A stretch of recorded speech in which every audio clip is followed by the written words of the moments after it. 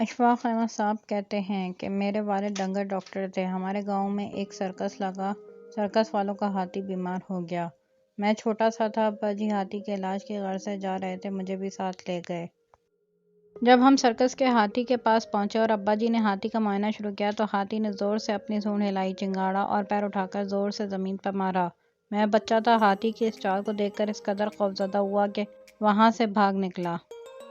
میرے ابا جی محمد خان میرے پیچھے آئے اور مجھے روکا اور پچکار کر پوچھا، اشفاق تو سرکس سے کیوں بھاگ آیا؟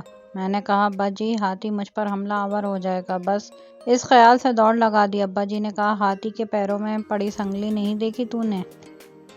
میں نے کہا، ابا جی ایک باریک سی سنگلی، چھوٹا سا کیلا اتنے بھاری بھرکم ہاتھی کو نہیں روک سکتا۔ اتنے منو ٹنو وزنی ہاتھی کے لیے باریک سی سنگلی کیا معنی؟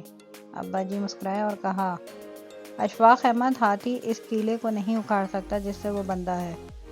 میں نے پوچھا، کیوں نہیں اکھاڑ سکتا؟ ابا جی بولے، اشفاق، سرکس والے جب اس ہاتھی کو جنگل سے پکڑ کر لائے تھے تب یہ چھوٹا سا بچہ تھا۔ ہاتھی کو اس باریک سنگلی اور اسی چھوٹے سے کیلے کے ساتھ باندھ دیا گیا تھا۔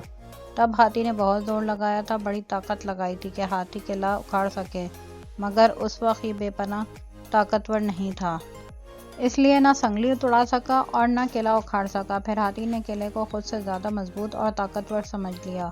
وقت گزرتا گیا، ہاتھی بڑا ہو گیا، اس کا وزن منو ٹنو ہو گیا، اس کی طاقت بھی بے پناہ ہو گئی، مگر یہ ہاتھی آج تک احساس کے اسی کیلے سے بندھا ہوا ہے۔ اس لیے اب یہ زور نہیں لگاتا، چونکہ زور نہیں لگاتا تو کیلا اکھاڑ بھی نہیں سکتا۔ ہمارا حال بھی اس کیلے سے بندھے ہاتھی کی طرح ہے۔ مایوس شخص بھی احساس کے اس کیلے سے بندھ جاتا ہے کہ سسٹم مضبوط ہے، میں کمزور، کم طاقتور ہوں، اور اسی سوچ اور احساس میں عمر گنوا دیتا ہے، ترقی نہیں کرتا۔ ہم اور ہم جیسے لاکھوں مایوس نوجوان احساس کے اس کیلے سے بندھ گئے ہیں اور زور لگانا چھوڑ بیٹھے ہیں۔ یاد رکھیے، ہاتھی کی آنکھیں چھوٹی ہوتی ہیں، اس لیے اپنی بھاری بھرکم جسامت کو نہیں پہچان پاتا۔